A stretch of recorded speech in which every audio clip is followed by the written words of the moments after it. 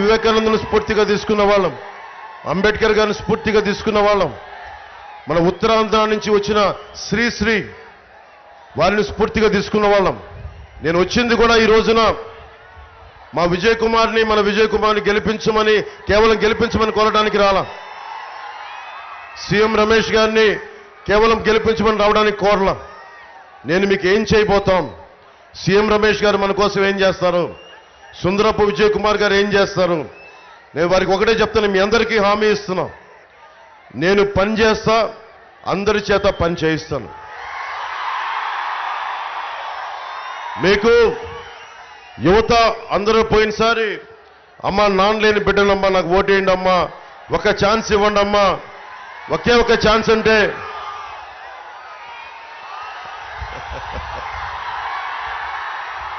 ఒక ఛాన్స్ అంటే ఇచ్చారు. పాపం జగన్ కూడా తప్పే అడగల. జగన్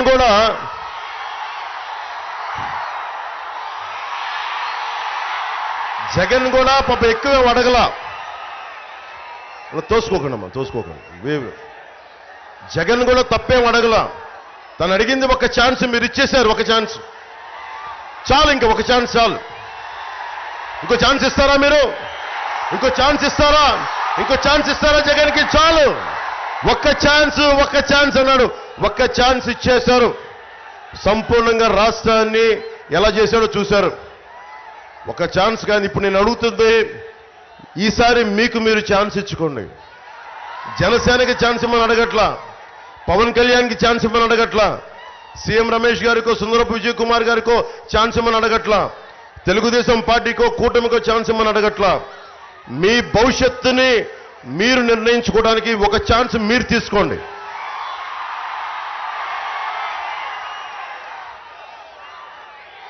ఇక్కడున్న యువత ఉన్నారు. ఇక్కడ ఇందాక మండపేటకి వెళ్తే అక్కడ రామ్ చరణ్ గారి ఫోటోలు, జూనియర్ ఎన్టీఆర్ గారి ఫోటో, ఆయన అల్లు అర్జున్ గారి ఫోటో పెట్టి చూపించారు. మెగాస్టార్ చిరంజీవి గారి ఫోటోలు, ప్రభాస్ గారి ఫోటోలు, మహేష్ గారి ఫోటోలు. సో ఇంకొకరు ఏం చేశారంటే, మనకు అల్లు అర్జున్ గారిది తగ్గేదేలా అని చెప్పి ఒకటి చెప్పారు. సరే సంతోషం, యువత పట్టుకొని తగ్గేదేలా అంటే చెప్పా. నా ముందు చెప్పడం కాదు తగ్గేదేలా అని. ఎన్నికల సమయంలో వైసీపీకి చెప్పండి, మేము తగ్గేదే లేదు, కిందకు దించుతామని చెప్పండి. అప్పుడు గడ్డం మీద ఇలా పెట్టి తగ్గేదేలా అప్పుడు చెప్పండి.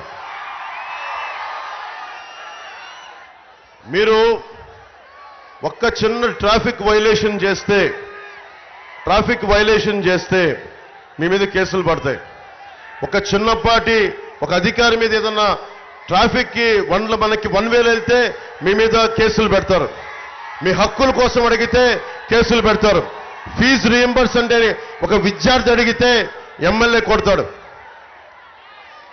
ఫీజు రీయింబర్స్మెంట్, చదువుకోవడానికి మా కట్టిన ఫీజుని మాకు తిరిగి ఇవ్వడం నా హక్కు. అది ఇమ్మని అడిగితే ఎమ్మెల్యే కొడతాడు. గడపకి కార్యక్రమంలో ఎమ్మెల్యే శ్రీ కన్నబాబు రాజు గారిని ఒక యువకుడు ప్రశ్నించాడు, నాకు ఫీజు రీయింబర్స్మెంట్ రాలేదు అంటే అతను కొట్టాడు. లేఅవుట్ వేస్తే ఎవరు లేఅవుట్ వేసుకోవాలన్నా, భూములు మరి మనకి బిల్డింగ్ కట్టాలన్నా వైసీపీ వాళ్ళకి లంచాలు ఇవ్వాలి. కన్నబాబు రాజు గారికి అందరూ చెప్తా ఉన్నారు, నాకు నియోజకవర్గ ప్రజలంతా చెప్తున్నారు, ఈయన కన్నబాబు రాజు గారు కాదు, కన్నాల బాబు గారు అని చెప్తా ఉన్నారు. ఆయన లేఅవుట్లు వేస్తారంట. ఆయన లేఅవుట్లు వేసుకుంటే చుట్టుపక్కల భూములు కూడా కబ్జా చేపెడతారు. ప్రభుత్వం నిషేధితలో ఉన్న 22Aలో ఉన్న భూములు కూడా ఆక్రమించుకొని తన పేరు మీద మార్చుకుంటారని. మనకి సింహాచలం భూముల్లో, పంచగ్రామాల్లో ఈరోజు దేవస్థానం భూముల్లో 5 గ్రామాలు ఉన్నాయని చెప్పి ఈ రోజుకి నలుగుతా ఉన్నారు. అలాంటిది స్థానిక ఎమ్మెల్యే కన్నబాబు రాజు గారు సింహాచలం ఆలయ భూమిని ఆక్రమించుకొని ఒక భారీ భవనం నిర్మించుకుంటే దిక్కు లేదు, అడిగేవాళ్ళు ఎవరు లేరు. యువత గుర్తుపెట్టుకోండి, నేను హామీలు ఇవన్నీ ఇస్తా, అన్నిటికంటే కూడా అంబేద్కర్ గారు చెప్పింది మీకు గుర్తు చేస్తున్నాను. మేడే రోజున ఎంత బలమైన నాయకులున్నా కానీ, ఎన్ని చట్టాలున్నా కానీ, ఎంత గొప్ప రాజ్యాంగం ఉన్నా కానీ, పాలించేవాడు సరిగ్గా లేకపోతే వాడి బుద్ధి మన కన్నబాబు రాజు గారిలా ఉంటే ఎన్ని గొప్ప రాజ్యాంగం ఉన్నా మనకి న్యాయం జరగదు. నేనేం చేయగలుగుతున్నా? సుందరపు విజయ్ కుమార్ గారిని కూడా మన గాజు గ్లాస్ గుర్తు మీద జనసేన అభ్యర్థిగా నేను నియమిస్తున్నాను. ఇక్కడ ఆయన పోటీ చేస్తా ఉన్నారు. ఆయన తరపున నేను మీకు మాటిస్తున్నా, నేను బాధ్యతగా ఉంటాను. ఆయన్ని బాధ్యతగా ఉంచే బాధ్యత నాది. సీఎం రమేష్ గారు ఉన్నారు. ఆయన మన అనకాపల్లి ఎంపీ నుంచి పోటీ చేస్తా ఉన్నారు. ఆయన రేపు పొద్దున పార్లమెంట్లో మన గళ వినిపించాలి అంటే ఆయనకి నేను చెప్తున్నాను, ఆయన మాట్లాడేలా బాధ్యత నాది. నేను చేస్తా.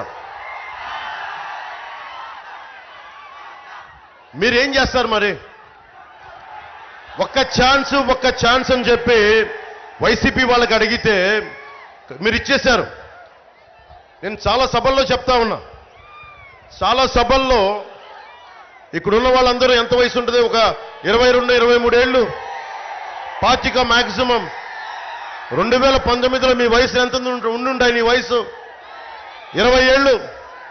ఇప్పుడు ఎంత వచ్చింది మీకు? 25, 23, 24 ఏళ్ళు చేస్తుంటాయి. ఇంకొక 2029కి మీ అందరికీ 30 ఏళ్ళు చేస్తాయి. మీరు గుర్తుపెట్టుకోండి, ప్రతి ఓటు చాలా విలువైంది. నాకేం సరదా చెప్పండి? మీ అందరి అభిమానం ఉంది. నాకు రోడ్ల మీదకి వచ్చి పోరాటం చేయాల్సిన అవసరం లేదు. నేను కూడా చేతులూపి తగ్గేదే లేనో, లేదంటే కూర్చోబెట్టి నాకు లెక్క ఉంది, దానికి నాకు తిక్కు ఉంది, దానికి లెక్క ఉందని చెప్పేసి వెళ్ళిపోవచ్చు. డబ్బులు సంపాదించుకోవచ్చు. మరి శ్రీశ్రీని చదివింది దేనికి? దేవరకొండ బాలగంగాధర్ తిలక్ని చదివింది దేనికి? సగటు మనిషిలా ఉండిపోవడానికి పవన్ కళ్యాణ్ రాలా. సగటు మనిషిలా ఉండిపోవడానికి జనసేన పెట్టలా. సగటు మనిషి కోసం ప్రాణాలు తెగించి ఒక నయ్యవంచకుడితోటి, ఒక గోండాతోటి, ఒక దోపిడీదారుడితోటి పోటీ చేయడానికి నేను ఇక్కడ మీ తరపున మీ గలమై, మీ గొంతై, మీ గుండె చప్పుడై.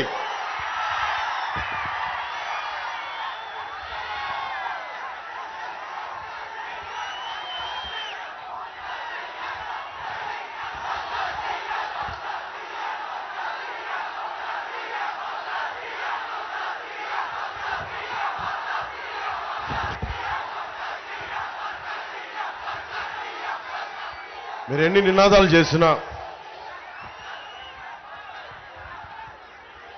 నినాదాలు చేసినా, మీరు దశాబ్దం నుంచి సీఎం అని అరుస్తున్నారు. ఇంకా నా ప్రయత్నం జనసేన ఒక రికగ్నైజ్డ్ పొలిటికల్ పార్టీ కావాలి. మొదటి బాధ్యత అది మనకి.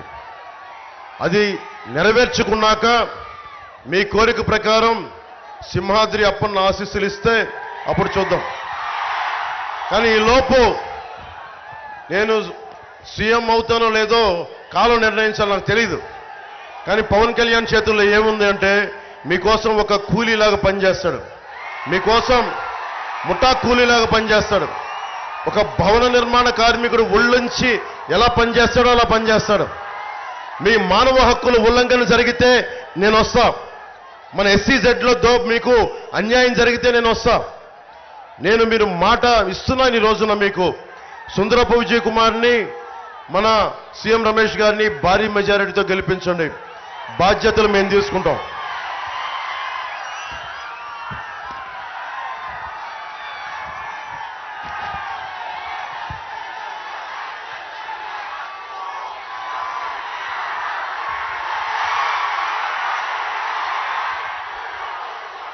యువతకి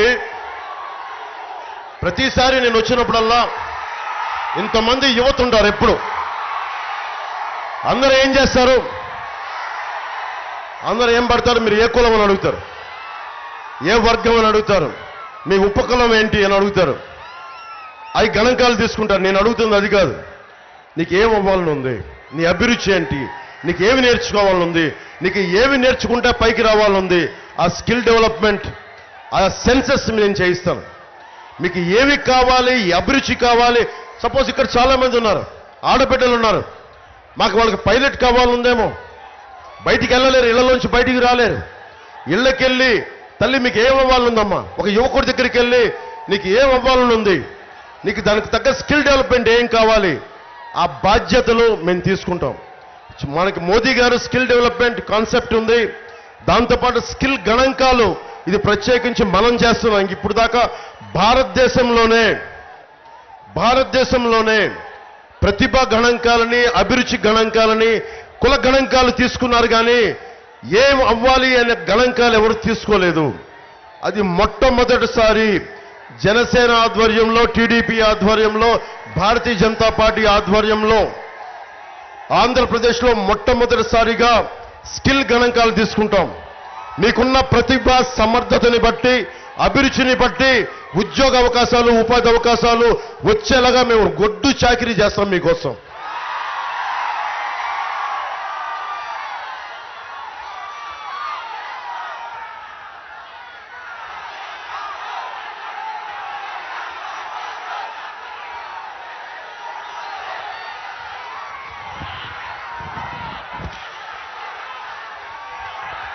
మేనిఫెస్టోలో కొన్ని కీలకమైన అంశాలు చెప్పి ముగిస్తాను.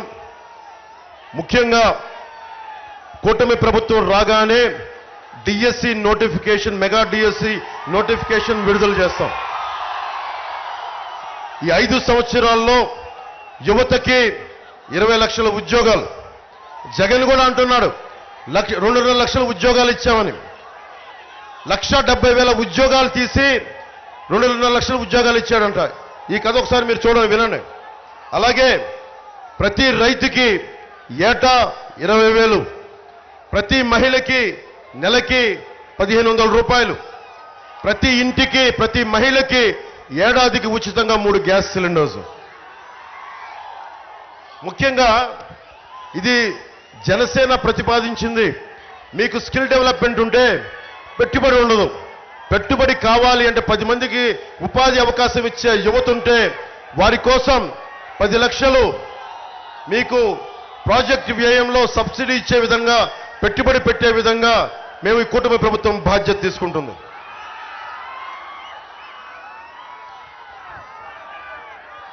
ఉత్తరాంధ్రకి సంబంధించి మనకి ప్రత్యేకించి ఈ ప్రాంతం తాలూకు అభివృద్ధి, ఉద్యోగ కల్పనకి ప్రత్యేకమైన ఎంప్లాయ్మెంట్ జోన్లు ఏర్పాటు చేస్తాం.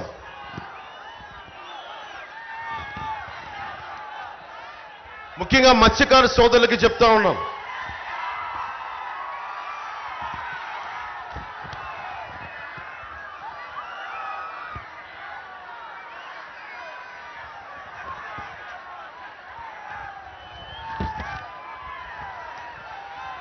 మత్స్యకారులకు చెప్తా ఉన్నాం. నేను కూటమి తరపు నుంచి నిన్న మేనిఫెస్టోలో పెట్టాం. ముఖ్యంగా మత్స్యకారులకి మీకు హాలిడే అప్పుడు మీకు 20,000 రూపాయలు అందజేస్తాం. అలాగే పూడిమడకలో ఫిషింగ్ హార్బర్ని తీసుకురావడానికి ప్రత్యేకంగా సీఎం రమేష్ గారు, మన సుందరపు విజయ్ కుమార్ గారు కృషి చేస్తారు.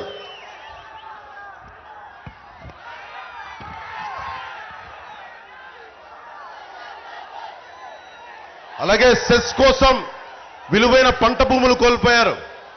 దాదాపు 4,000 ఎకరాలని రైతుల నుంచి సేకరించారు. వారికి 26 గ్రామాల నుంచి ఈ సెస్ల కోసం దానాదత్తం చేశారు.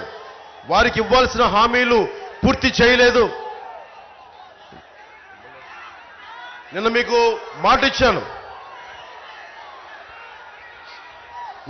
ఇచ్చా, పోలవరం నిర్వాసితుల కోసం ఎలా నిలబడ్డామో, నేను పాలిటిక్స్కి వచ్చిందే SCZలు అడ్డగోలుగా మనకి రాజశేఖర రెడ్డి గారు కొన్ని ఇచ్చారు.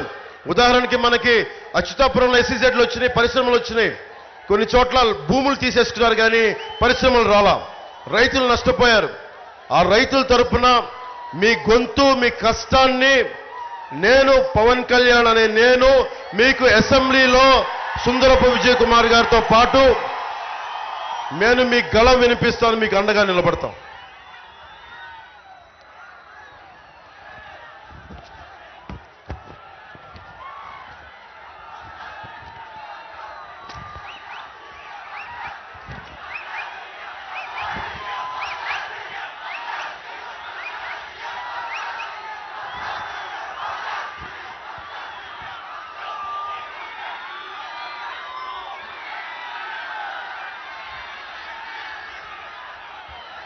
మీకు ఇక్కడున్న అందరికీ పెద్దలకి ముఖ్యంగా ఉత్తరాంధ్రకి సంబంధించి కాబట్టి కేవలం మిమ్మల్ని దృష్టిలో పెట్టుకొని చెప్తా ఉన్నాం.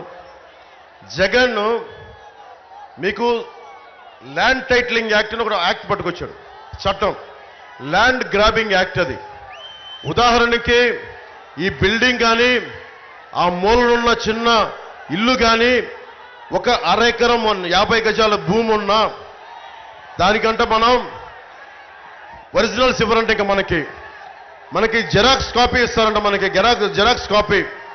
దాన్ని పెట్టుకునే మనం ఇంట్లో పెట్టుకోవాలంట. ఏదన్నా గొడవలు వచ్చి ఎవడన్నా మనకి ఆక్యుపై చేస్తే, కబ్జా పెడితే, మన కన్నబాబు రాజు గారి లాగా కబ్జా పెడితే అన్ని చట్టాలుండి అన్నీ ఉండే ఈ రోజున వైసీపీ ఎమ్మెల్యే కన్నబాబు రాజు గారు అడ్డగోలుగా మనకి కబ్జాలు పెట్టేస్తున్నారు, స్థలాలు ఇవన్నీ. రేపొద్దున land titling act, Jagan land grabbing act వచ్చిన తర్వాత మీరు గొడవ పెట్టడానికి కూడా లేదు, కోర్టుకి వెళ్ళడానికి లేదు. వెళ్తే హైకోర్టుకి వెళ్ళాలి. నాకే హైకోర్టుకి వెళ్ళడానికి నేను ఆలోచిస్తాను. ఒక పార్టీని నడుపుతున్న వాడిని, ఇన్ని లక్షల మంది రోడ్ల మీదకి వస్తే లక్షల మంది జనం ఉన్నవాడిని నేనే ఆలోచిస్తాను హైకోర్టుకి వెళ్ళాలంటే. సగటు మనిషి మీ ఆస్తుల్ని కన్నబాబు రాజు గారు లాంటి వాళ్ళు దోచేస్తే రేపు భవిష్యత్తులో కోర్టులకు వెళ్ళడానికి కూడా లేదు. మహా వెళ్తే ఆఫీసుకి వెళ్ళాలంటే రెవెన్యూ ఆఫీసులకి వెళ్తే మళ్ళీ ఉన్నది వైసీపీ మనిషే ఉంటాడు. మళ్ళీ వాళ్ళు ఏం చేస్తారు, మళ్ళీ వాళ్ళే పెట్టేసుకుంటారు. రేపొద్దున మీకు అప్పో సొప్పో చేయాలి, మాకు ఆస్తి పేపర్లు తాకట్టు పెట్టాలి, ఫైనాన్షియల్ దగ్గరికి వెళ్ళాలి, ఆస్తి తాకట్టు పెట్టాలి అంటే కూర్చోబెట్టి ఎవరు మాట్లాడరు. దాని మీద జెరాక్స్ ఇస్తే ఎవరు తీసుకుంటాడు? ఒరిజినల్సే ఇవ్వాలి. ఈ ఏపీ గవర్నమెంట్ ఒరిజినల్స్ ఇవ్వదంటే ఇప్పుడు ఇంకొకసారి ఎన్నుకుంటే వైసీపీ కన్నబాబు రాజు గారికి మీరు ఓటు వేసినా, జగన్కి ఓటేసినా మీ ఆస్తులన్నీ, మీ ఇళ్లన్నీ గాల్లో దీపం పెట్టినట్టే. చాలా చాలా జాగ్రత్త. వైసీపీ మద్దతుదారులు కూడా చెప్తా ఉన్నా, వైసీపీ ఎమ్మెల్యే పాపం వాలంటీర్ని కొట్టాడు, సొంత పార్టీ మనుషులనే కొట్టాడు. రేపొద్దున మీ ఆస్తులను దోచాడు ఎంత పని వాళ్ళకి. రేపొద్దున మేము అండగా ఉండాల్సి వస్తుంది. అలాంటి పరిస్థితులు లేకుండా నేను మంచిగా చెప్తున్నా, మర్యాదగా చెప్తా ఉన్నా, land titling act is not land titling act, it is Jagan's land grabbing act. మీ ఆస్తుల్ని దోచేయడానికి చట్టం తీసుకొస్తున్నాడు. మాట్లాడితే కేంద్రం తీసుకొచ్చింది అంటాడు. కేంద్రం చాలా ముసాయిదాలు ఇస్తుంది. ఈ చట్టాల రూపకల్పనకి మీ అభిప్రాయం అడుగుద్ది, ఇంప్లిమెంట్ చేయమని అడగల కేంద్ర ప్రభుత్వం. అందుకని దయచేసి మీ ఆస్తుల్ని పరిరక్షించుకోవడానికి మేము చేస్తున్న, కూటమి చేస్తుంది ఏంటంటే రాగానే ల్యాండ్ టైటిలింగ్ యాక్ట్ ని రద్దు చేస్తాం. ఆ మాట ఇచ్చాను. అదే దాన్ని మేము కూటమిలో మనకి మేనిఫెస్టోలో పెట్టాం.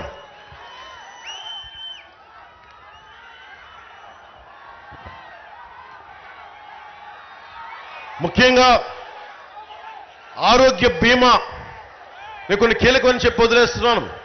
ఆరోగ్య బీమా కూటమి ప్రభుత్వం కుటుంబానికి 25 లక్షల రూపాయలని కూటమి ప్రభుత్వం మద్దతు తీసుకెళ్తున్నాం. మీకు ఏ జబ్బు వచ్చినా, ఏ కష్టం వచ్చినా హాస్పిటల్కి వెళ్ళే ఖర్చులకి 2 లక్షలు 3 లక్షలు కాకుండా కుటుంబానికి 25 లక్షల రూపాయల వరకు ప్రీమియం ప్రభుత్వం ఇన్సూరెన్స్ కంపెనీల ద్వారా చెల్లించే బాధ్యత కూటమి ప్రభుత్వం తీసుకుంటుంది.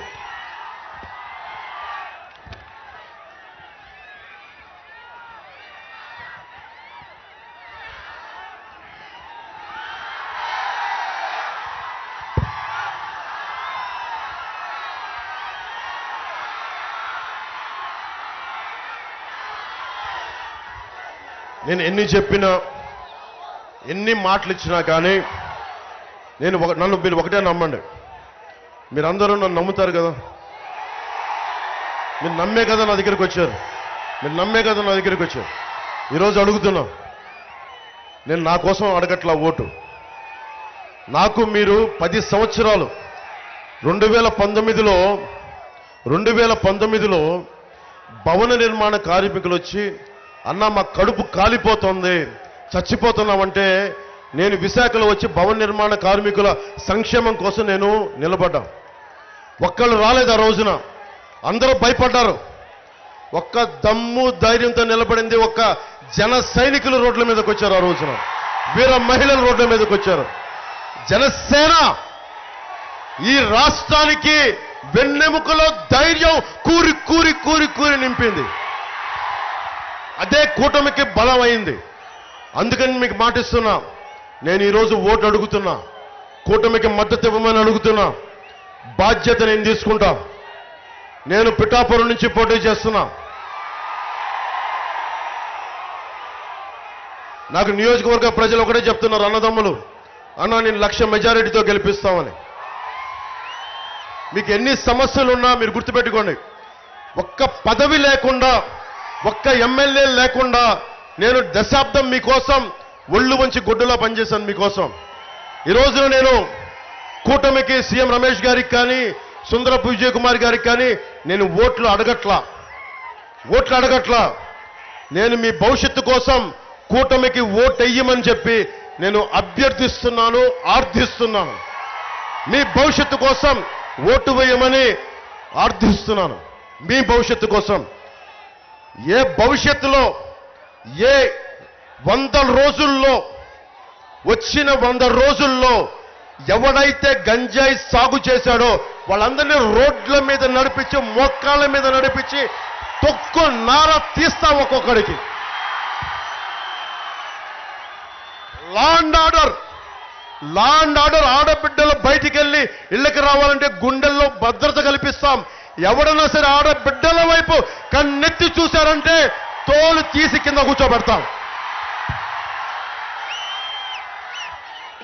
జగన్లాగా మీకు ఉపాధి అవకాశాలు హామీ ఇవ్వట్లా. పని చేస్తాం. మళ్ళీ పని చేసే నేను మీ దగ్గరకు వచ్చి అప్పుడు దాకా నేను కనుక మీకు అండగా నిలబడకపోతే నేను రాజకీయంగా అస్త్ర సన్యాసం తీసుకుంటాను. నేను మీకు నిలబడతాం. కష్టం వస్తే చెప్తా, బాధ్యత పంచుకుంటా, ఇవన్నీ తెలియజేస్తాం. మనకి ఒకే ఒక అవకాశం. ఒక్కసారి అందరూ మేనిఫెస్టో చదవండి. మీరందరూ మేనిఫెస్టోలు చదవండి. వాట్సాప్లో ఉన్నాయి, పీడిఎఫ్ ఫార్మాట్లో ఉన్నాయి, టీవీలో వస్తున్నాయి, సోషల్ మీడియాలో వస్తున్నాయి. మీరు అన్నీ చదివి మీ బాధ్యతగా నేను చెప్పాల్సింది చెప్పాను. కరెక్ట్గా 11 రోజులు ఉంది. 11 రోజుల 12 రోజులు మీ భవిష్యత్తుని నిర్దేశించుకునే రోజు. ఒక్క ఛాన్స్ ఇచ్చారు జగన్కి, అయిపోయింది, చాలు. ఒక్క ఛాన్స్ అడిగాడు, ఇచ్చేశాం. 60 రూపాయల మందుని రక్తం జలగలగా పీల్చి 200 రూపాయలు చేశాడు. ఇసుక నమ్మేశాడు 41,000 కోట్లకి. ఎవరిది కొండ? ఆ కనిపించే కొండ ఎవరిది? జగన్దా? ఆ కనిపించే కొండ ఎవరిది? కన్నబాబు రాజు గారిదా? ఎవరిది కొండ? మనది. గాలి, నీరు, నిప్పు, నేల అన్ని అందరికీ చెందినవి. మనందరిది. ఒకరిది కాదు, ఒక ఎమ్మెల్యేది కాదు, ఒక ముఖ్యమంత్రిది కాదు, మనందరిది. మన హక్కు. ఎవరు అన్యాయం చేస్తారు? మనది.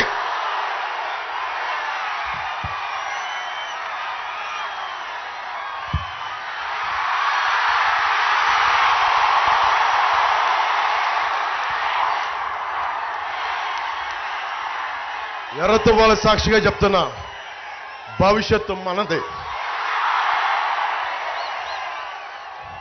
భారతీయ జనతా పార్టీ కమలం గుర్తు మీద అనకాపల్లి నియోజకవర్గం నుంచి, యలమంచిలి నియోజకవర్గం నుంచి సీఎం రమేష్ గారికి భారీ మెజారిటీతో గెలిపించవలసిందిగా కోరుకుంటున్నా. గాజు గ్లాసు గుర్తు మీద మన సుందరపు విజయ్ కుమార్ గారిని భారీ మెజారిటీతో గెలిపించవలసిందిగా కోరుకుంటున్నాం.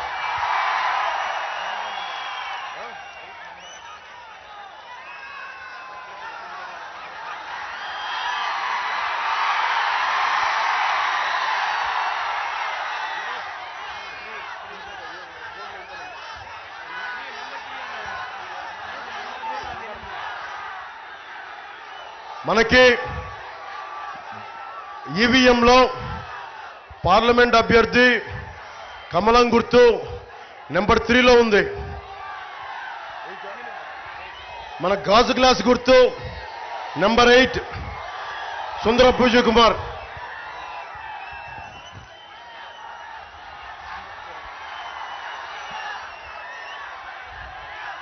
సో మీ అందరికీ ధన్యవాదాలు తెలుపుకుంటూ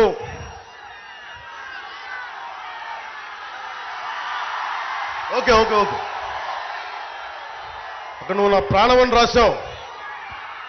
నేను మీ ప్రాణం, మీరు నా ప్రాణం, అందుకే పనిచేస్తా ఉన్నా.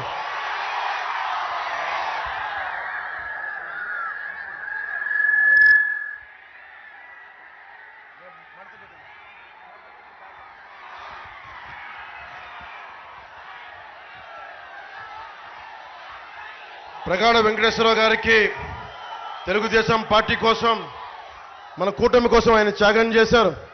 మనస్ఫూర్తిగా వారికి నా ధన్యవాదాలు. కూటమి ప్రభుత్వం రాగానే మిమ్మల్ని గుర్తించే బాధ్యత జనసేన బీజేపీ కూడా తీసుకుంటే మీ త్యాగాన్ని మేము మర్చిపోం. అలాగే వారి క్యాడర్కి కూడా వారి వర్గానికి కూడా వారిని చూసుకునే బాధ్యత మేము తీసుకుంటాం. పప్పుల చలపతిరావు గారికి, రాజాన నాయుడు గారికి, లాలం భవానీ భాస్కర్ రావు గారికి, బత్తు తాతయ్య బాబు గారికి,